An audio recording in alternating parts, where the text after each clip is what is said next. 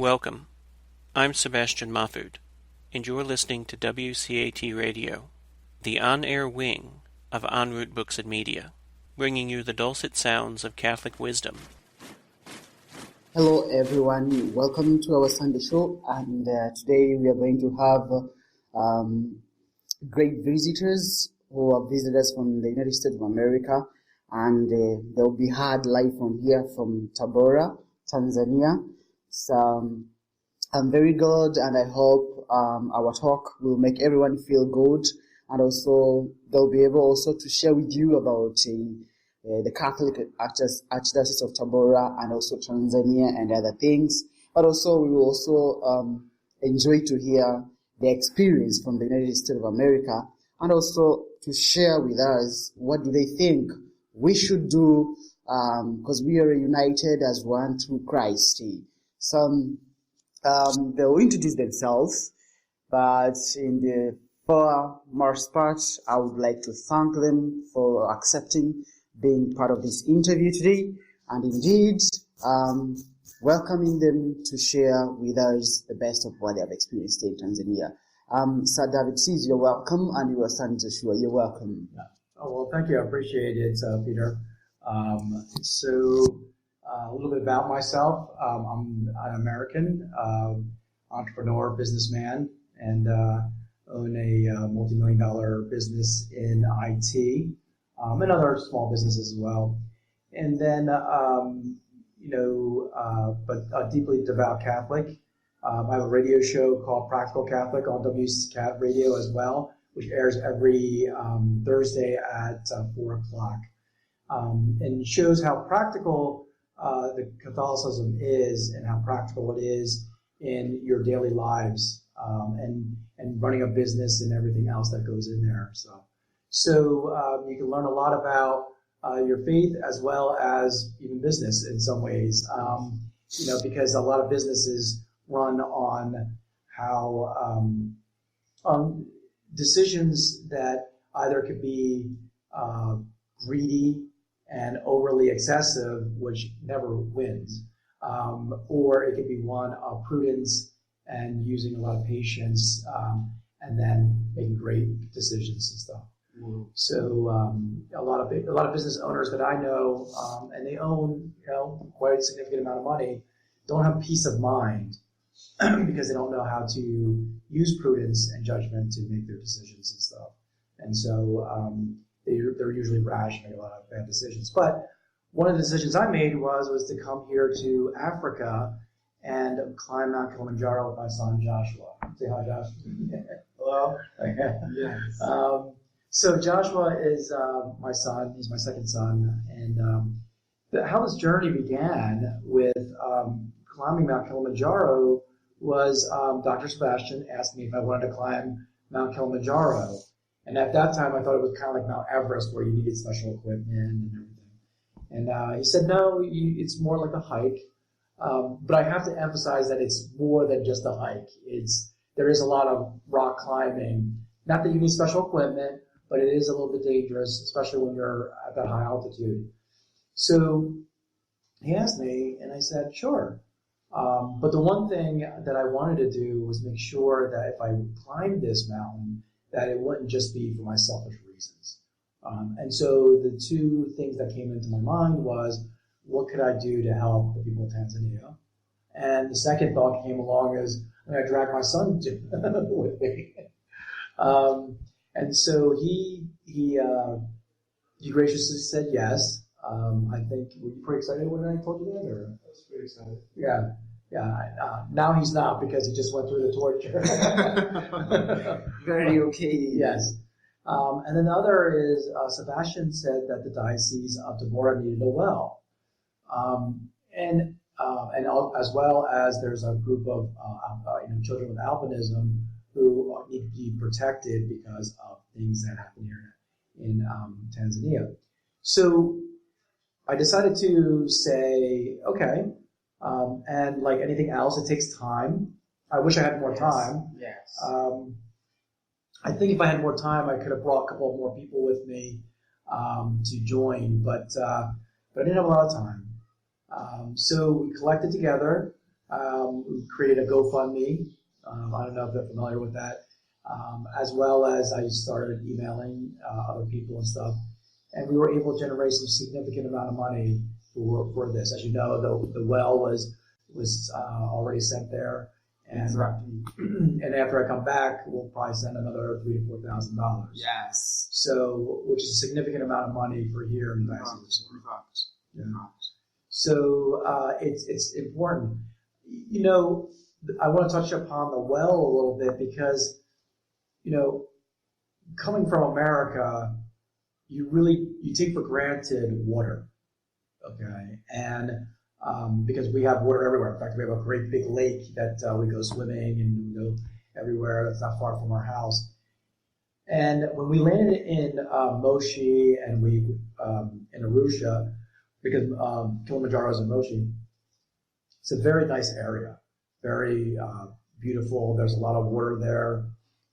It wasn't until we drove to Tabora that we realized that all of a sudden these massive farms in Moshi and Arusha, there's none of that here. There's just these small little farms, and you got these clay buildings, houses and everything, and just notice how dry it was. You know, that's the first thing that you notice, the lack of water, how dry it is. And you really understand how important that well is. You know, it's not just for, you know, for washing our hands or something like that. It really needs. It's for life-saving. Yes, it's life-saving. Yes, it's life-saving. It really is. Yes. And so that really put a big impact in my, you know, my mind. And I realized, wow, that's really, really important.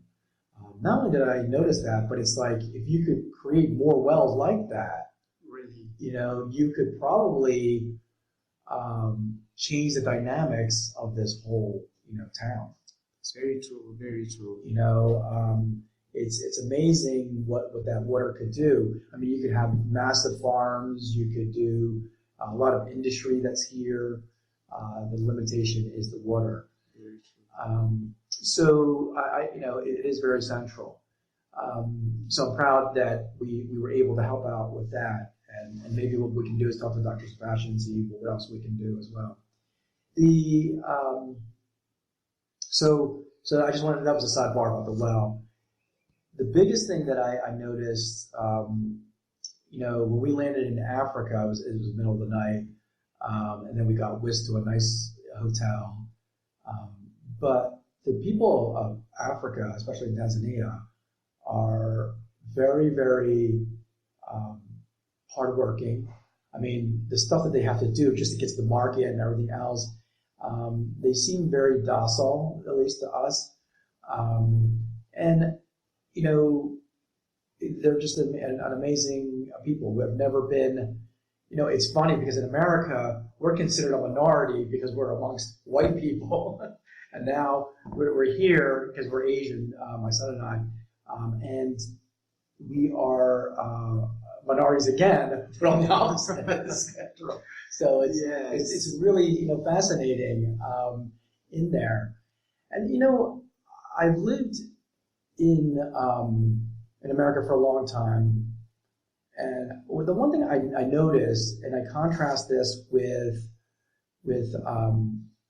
Africa, is that I find that Western culture is extremely competitive and extremely dominant. Does that make sense? Yes, it does. And I can see why in some parts of history where slavery kind of came into play. Does that make sense? Because, as I said, the people of Africa are very, very, I mean, I'm sure that there's warlike people, you know, in here, but just generally speaking, they're very docile, they're very happy of who and what they are, rather than trying to dominate, you know, other people and everything.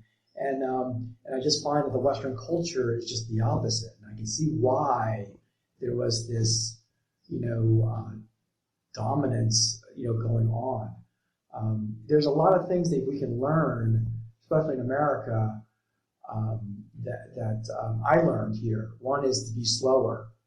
right? I think in America we're way too fast and way too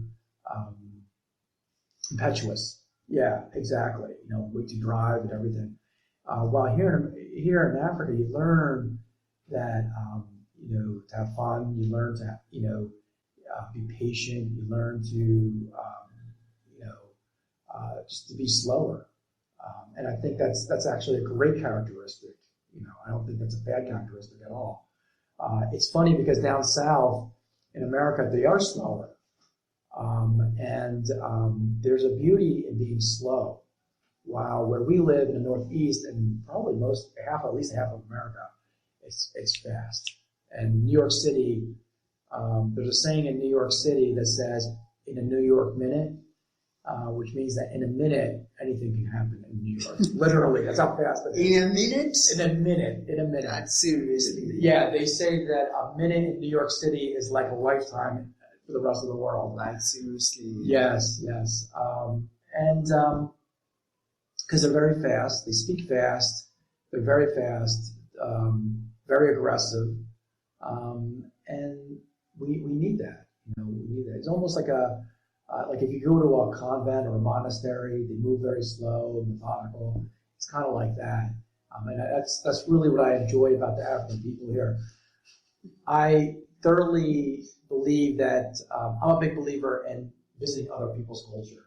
Right, that's very true. Yeah, we've been to Poland, to Italy. I've been to Asia, and and I would say even the African culture is a lot like the Asian culture. Yeah, in fact, it's more or less the same. It's more or less the same, in fact. Exactly. And it's because Arabs, especially, they came first in Africa. Yeah. So the culture which is in Africa is a little bit more shared with the Asians than in whites. Only the white people from US, from America, and from Europe. Yeah. They came, as you said, first with the mindset of domination. Correct. So that's why they took over very first almost everything. Yes. And they could even drop off everything about the Asian culture. Yes. Because the Arabs came in Africa on the years about 500 AC, 500 AC. Oh, was that because of the Muslims? Yes. Exactly. So they came here earlier than that. Yeah. Some, especially in East Africa. So they came earlier than the white people. Yeah. So in fact, I ever say that our cultures were different.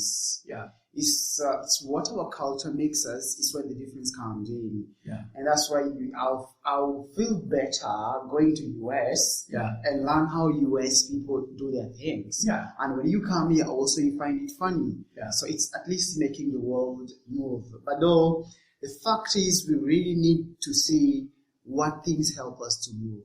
Yes. What things help us to develop. Yeah. And not just to develop, but also to develop better. Yeah. Some of the things I've said, I think people are very slow here. Yeah. People, they're very friendly, but sometimes we really need to change some of the things because it's important. Yeah. Keeping time is the best thing because time never waits anybody. Yeah. Right. I think the big thing is that we visited the minor seminary when we were here in Tabora, and Joshua picked up a book that said, "Oh, this book is like a little bit. What was it? Did you say it was like advanced algebra?" Yeah. Yeah. So the intellectual capability of the African people are very smart.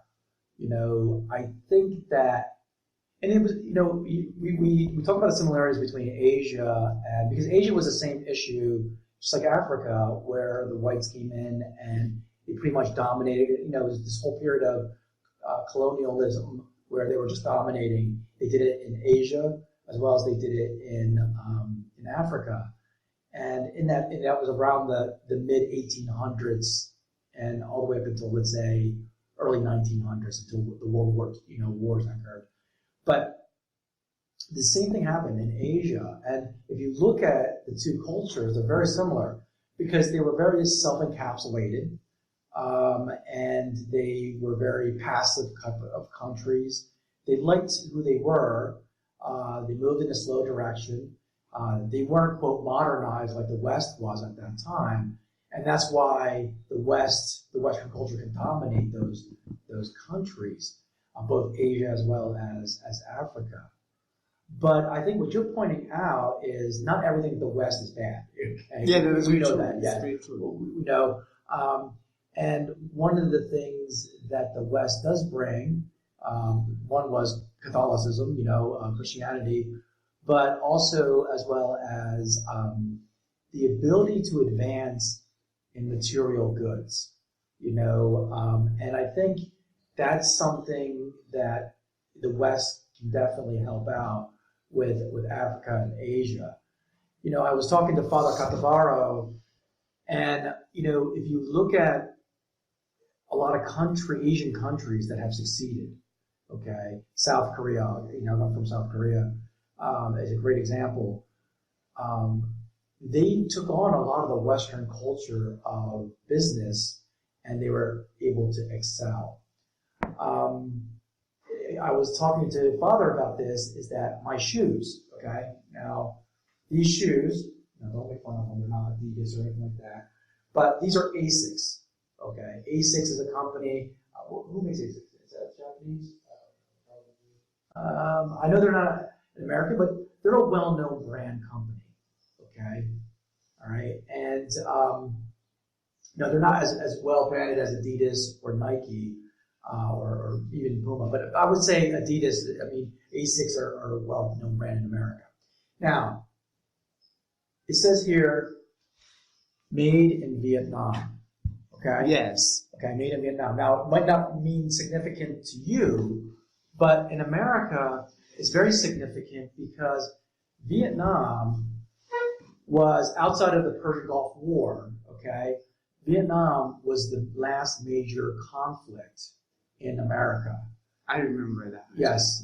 So we lost, well over 50,000 American troops, not including, I would say, like almost 2 million Americans at that time had been in Vietnam, cycled through Vietnam. So it was a very impactful war. It was more than 10 years. A lot of animosity towards the Vietnamese people because of the war, and also what it did to America. It divided America because, with all these, the peace and all that other stuff. And what was interesting, the reason why I bring that up is because that's recent history. I mean, I grew up in America when Vietnam veterans were coming back. And this was 1970s, and there was a big divide, and no one wanted to bring up that war. But now flash forward, 50 years from now, okay, actually less than 50 years, we're making shoes there. Okay, we made an agreement with the Vietnamese people, believe it or not, to sell arms. I remember when Bill Clinton visited Vietnam back in 1990s. This was only maybe 20, 25 years after the war. And it hit us, it hit headlines because people were like, why are we doing this? But then after his visit, shortly after, you could see products coming from Vietnam. Okay? And Vietnam is going to be an up-and-coming country. I mean, even though they're still communists, they realize that the Western culture of business is the way to go. And they're producing good quality products, and they're bringing them to America. And they've created factories that basically are ISO 9000 certified. So what's great about America is we have standards. Yes. Okay, on quality and everything. I mean, you just mentioned about the well and the struggles that you're facing with the Chinese people because the tubing isn't going to specifications. Well, in America, that would never happen. In America, we would have a specification that said, okay, this tube is at this specification. This tube is at this specification. And we have standards, but then we have standards that check the quality as well. It's not just creating rules, it's also saying, are we following those rules? And so in Vietnam, they've actually been able to implement those So, and they learn from the Chinese to start doing that at the get-go, so that they can go to the Americans and say, we can make those shirts for X amount of dollars. It's going to be this amount of quality, and we're also ISO 9000 certified.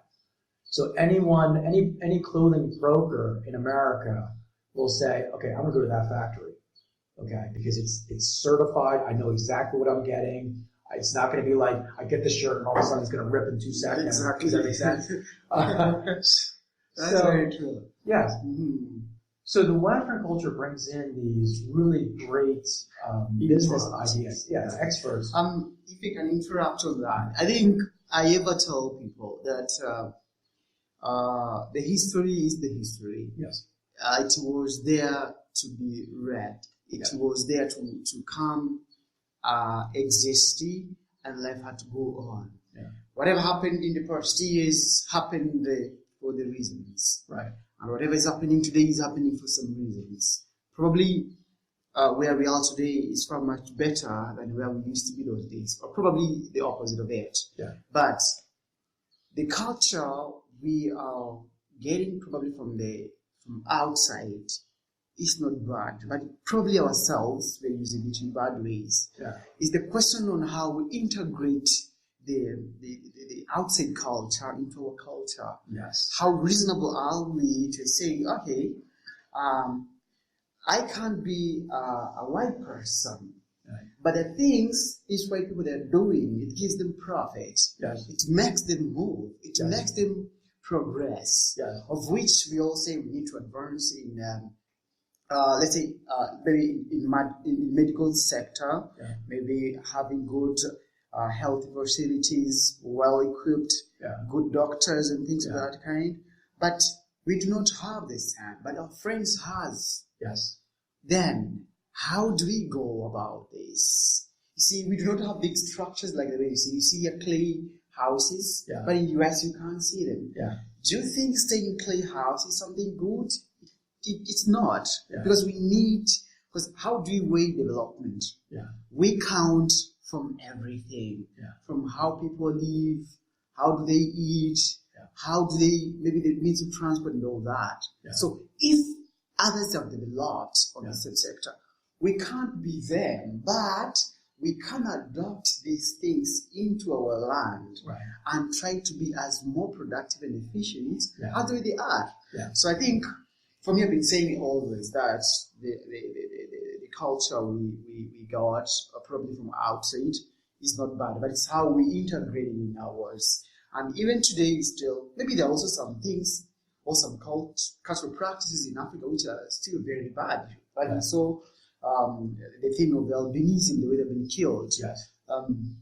People are saying, if you get maybe a part of an albino person, you gotta be rich. Maybe get a bond, or it's because of witchcraft. Yeah. So the question comes in, what culture is that? Yeah. So still we have a lot of things to work on to ensure that we move forward. Yeah. So it's not about shortcuts. Yeah. It's all about realizing the truth, Yeah. the right path, and on how we can move forward. So I think the culture, the Western culture, has really helped us, despite of some disadvantages and whatever happened those days. Yeah.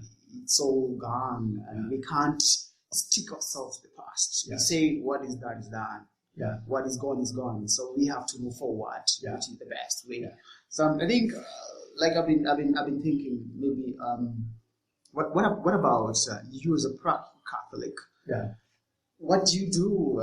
Do you have a group? Maybe how do you live as practical Catholic and influence others? Because this will go in a question. This question will go in the same way. Like, what is the Catholic faith perceived now in countries like US? Because they see we have a lot of things like people want to push for same-sex marriages, same-sex relationships, things of that kind. Yeah. How do you move as practical Catholic in the United States?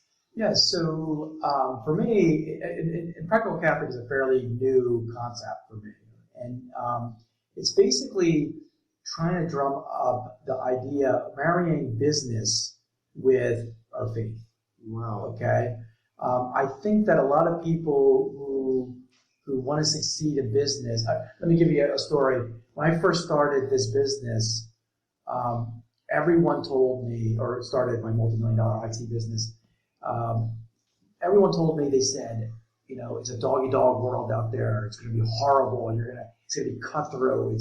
They told me all these negative things.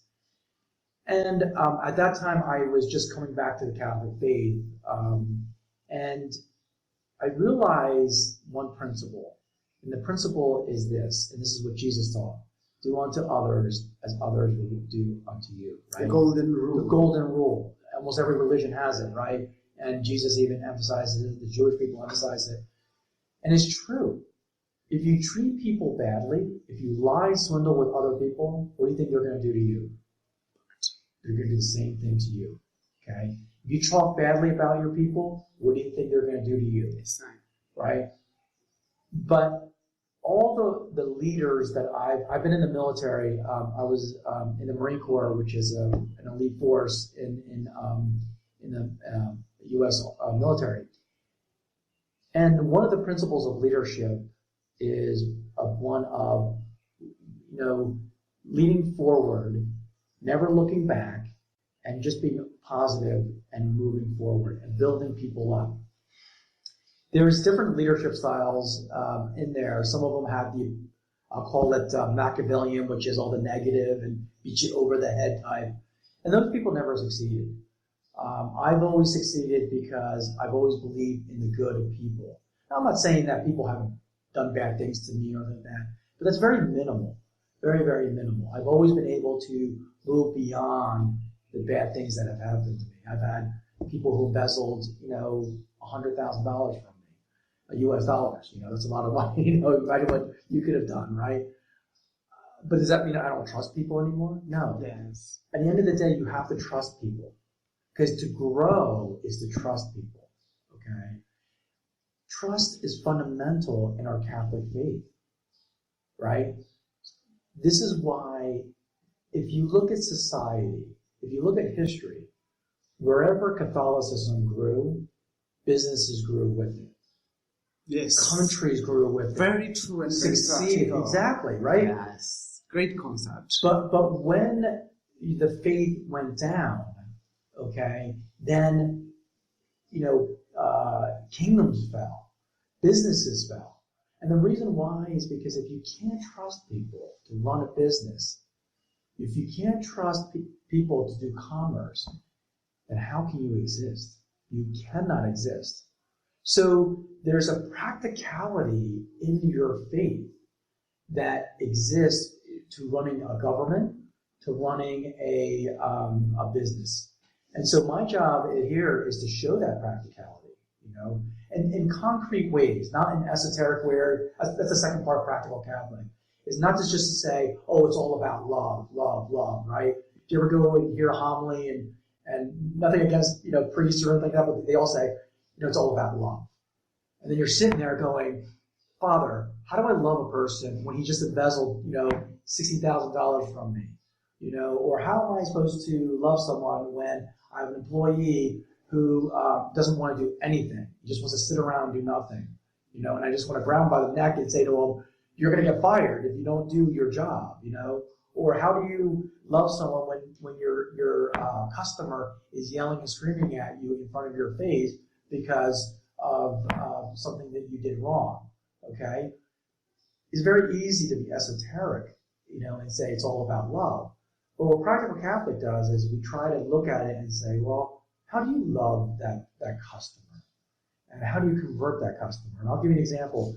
I had a customer of mine, and for 2 whole years, this customer he just yelled at me and yelled. And it's nothing I could do about it because I was making at that time $900,000 from him.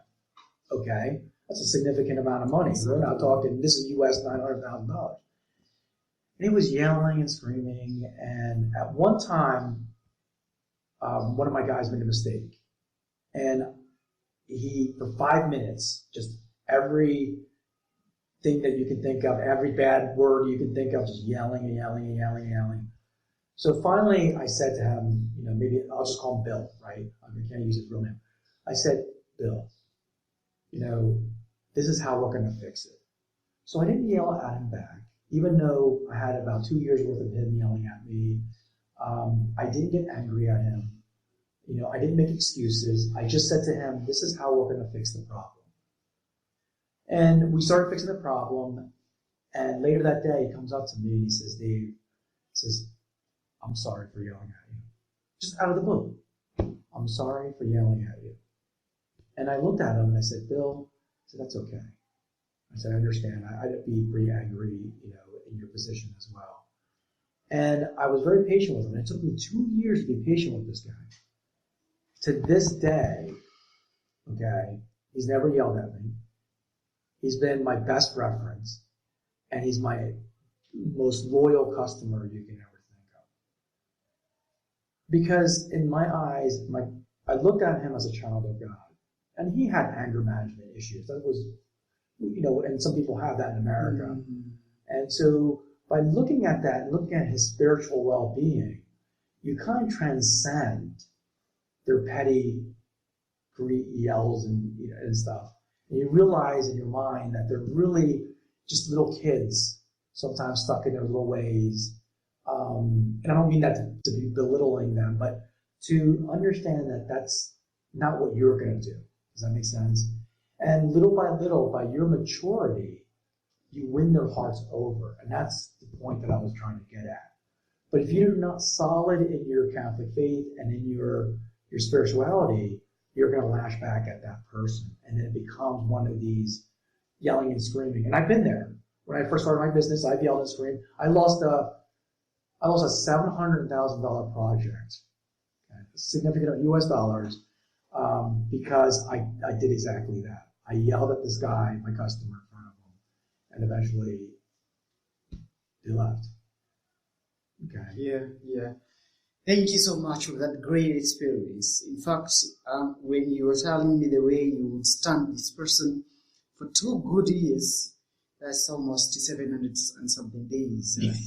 It's really, really not a joke, because trust me, it's really not easy that to persist some of the things which you can just respond them on the spot. Yeah. It made my heart feel like lowering a certain pressure that yes, I also made interact with people. I'm sent for a lot of government issues and stuff with the church, with Archbishop. Sometimes I'm sent, like now we've been struggling with the registration of life runners here. We have spent a lot of money already. Yeah. But some of the government officials, they've been like delaying and stuff. Yeah. And for no reason, you tell them, okay, we wrote a letter, respond by a letter and tell us what's happening. But you see people, they are going up and down. And like, time came, I said, you guys, this is more than enough. I cannot tolerate this. But then something told me in my heart, like, just try to tolerate it. Though still I wouldn't pick it. Yeah. So the way you told me, it's a message to me that not only in the working area, but probably even in the normal living situations, even in my family, even maybe when I'm married, having my children, having my wife, it may help me even to understand it's important to tolerate one another, because otherwise you might incur unnecessary loss or rather costs. Yeah. As you said, you lost a business of over 700,000 USD. It's a lot of money. It is. So it's really good. I see now the meaning of being a practical Catholic county. The matter of faith and trusting people even when they have caused you damage or damages. It's really something to go with faith. Yeah.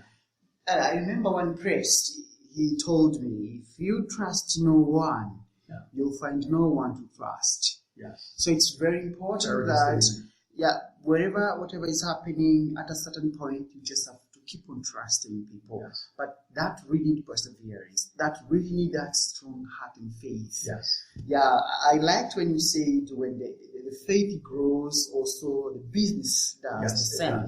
You can even see here in Tabora, where the church is the center of everything. Right. And it's in so many places. Yes. Through the Catholic faith, where most of the very, very good things have happened in this world. Yes. The church had started so many good schools, hospitals, even civilization, good manners and all that. So we, as the Catholics all over the world, I think we are called for this, to be practical Catholic. Yes. Really, it will really make the world a better place to live. And I would even say, if you listen to my first podcast, the question always comes about, can Catholics be successful, right? So in America, we have these, I'll call them Orthodox Catholics. Yes. And they have this idea that you can't be successful if you're Catholic. And I actually say that you're mandated to succeed. In fact, that's what God calls you to do, is to be success. You know, Mother Teresa of Calcutta succeeded, right? I mean, if you look at any business out there, they would be envious of what Mother Teresa of Calcutta did, okay? Starting an order that's going to last far longer than any businesses that are out there, okay?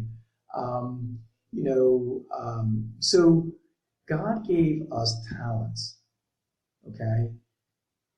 Those talents are to be used. I mean, you know the story of the talents in the Bible, right? Yes. I think it's in the book of Corinthians. Yeah. Yes. If think of it this way, what father would, if he saw his son have great talents, and say, you know what, son, I don't want you to focus on those talents. Maybe it's playing soccer or football, right? What father would say, oh, I don't want you to be a good soccer player, or maybe you're a good businessman or whatever. No father would do that, okay? But now imagine God the Father, not only does he know that your talents, but he gave you those talents, okay? How is he going to feel if he sees you in heaven and says, what did you do with my talents? You know what I mean? I gave you these talents and you did nothing. Oh, I was afraid. I was, whatever. So it's important that we use our talents. And notice the word is talent. It didn't say for you to be a priest or religious or sister. Yes. These are talents, okay? And so we use those talents to succeed, to do two things. One, to glorify God, and the second, to help your fellow, brothers. And, first is your family, because they are your brothers and sisters, and then your outside family, then the worldwide family. So there are, and I've seen a lot of people here, including yourself, Peter, that have a good, successful mindset, and you just need the right direction and culture. So the people of Africa are ready to succeed. They just need to be cultivated in there and be directed in a way that they can succeed. And it's not limited to just being a priest or religious. It's God has given us talent so that we can go and succeed in the real in the world. So as I will say, where the Catholic faith grows, businesses will grow, government will grow. This is the fundamental problem we're having with America. We are eliminating God. And so you can see the despair in America. Think about this. In America, we have everything. If you were to go to America, and let's say you became an American citizen, you could literally do nothing. Literally nothing. But you could just sit around and do nothing, and the government will give you an iPhone, and a plan, housing, food, clothing, water, everything, medical, and even some money for spending, okay? For doing what? Absolutely nothing, okay? Literally, absolutely nothing. And I'm serious about this, right? What is there to despair about? What is there to be, have psychological problems over?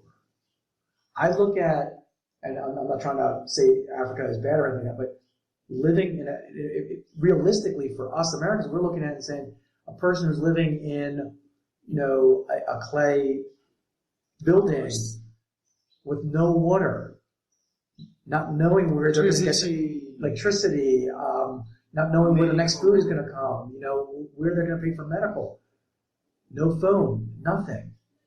Yeah, those people are more happy, okay, than the people in America. So what's the fundamental difference? Because the people of Africa are faithful.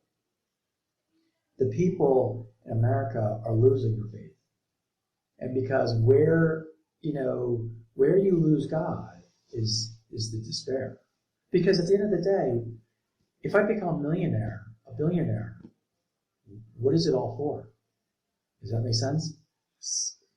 It's to glorify God and to help your fellow brothers and sisters out there, locally as well as globally. And that's what it's for. And that has deeper meaning than just, okay, I just made $1 million because I sold stocks, or I just made $1 million because I landed a deal. Those things are fleeting. I've signed $2 million deals. I've worked with the city of Chicago. I've done large accomplishments, but they're very fleeting to the idea that I've helped build a well for the people of Africa. You know what I'm saying? That's going to last a lot longer, maybe even longer than I live. Exactly. Trust me. Yeah. That's very true. Yes. In fact. It's like even when we are gone, we will still live in the hearts of those who will come, because they'll see us through those things. If I ever tell people, this is our first president, the late Martin Julius Kambarage Nyerere. Yeah. He was so clever, so good here upstairs, but he died with no single cent in his bank account. Wow. Yes, he was living just in a grass-roofed house. Yeah. Only for 14 days before his death. It's when he lived in a new house where he was coming from, a place called Butiama. Okay. He lived in that house for 14 days only, and it was built by soldiers. They were like, no, we need to do something for you. Yeah. But what he did for us, even if he is no more there, we still think about him. Just the same like maybe for you, like people like Washington. Yes, exactly. Yes. So it's like it's not really about, as you said, it's not really about having a comfortable life and all that. Faith matters. Yeah. Faith in God matters, because it's what guides you to have a peaceful life. How happy are you if you eat and do everything better with the hundreds of millions in your account, where there's someone there without even water to drink? Right. But if you give something, when they become happy, it becomes like a spring inside you. Their prayer, their silent words towards you, they just make you successful. Maybe that's a great experience. In fact, probably I would just ask you, what is your advice for us? Maybe what should we at least do to have that culture which will help us to progress? Yeah, I think looking at the people of Africa, I think there's a couple of things. One is business acumen. Okay, I think that. And it's not just the people of Africa. One of the things that I help people do is this thing called zooming out. Does that make sense? Zooming out means that, and this is something that America is very good at doing, is that think of it at a higher level, okay? And I'll give you an example, is that if you start a business, let's say it's a stationary business, like selling these stationary goods. Some people will have the mindset of just opening up a book, like a bookstore, and they just open up a stationery, and they're happy with that, okay? But real entrepreneurs think a lot higher. They think and say, okay, I want to open up not just this one store. How can I, open up multiple stores? How can I bring this stationery to America? How can, you know what I'm saying? I think that so just like we started out saying Asia and Africa are similar. The only difference between the two is that Asia was able to think globally. Okay? Africa is still thinking locally, still thinking in a local business sense as opposed to a global sense. Because if you think globally, a lot more money is going to be pumped into Africa. If you only think locally, then you're only dealing with local money. Okay? So if you think more globally, the other is think of, I would study how places like South Korea, China, even maybe Vietnam, Singapore, how they were able to pull them out. Exactly. But I will tell you this, in my opinion, because I know a little bit about those countries, it was manufacturing and cheap labor that brought them out. That's what's bringing out Vietnam.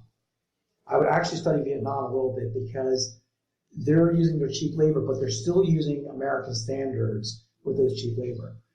Now, you might say, well, is that kind of abusive to your own people? Maybe yes, maybe no, okay? The reason why I say that is because as long as you treat them humanely, this is the difference. When America brought in manufacturing back in the 1800s, and when China did it, they abused their people. They literally slaughtered them, okay? Even America, we slaughtered our own people. But if you use the standards that America brings, that won't happen, okay? Then eventually you'll be able to raise their income, okay? Now, the downfall of raising their income is that America might not buy your products anymore. But then that's when you have to zoom out and say, what else can we get into? Like, for example, South Korea, they were originally in manufacturing. They made hats. They made slippers. They made, every little knickknack you can think of.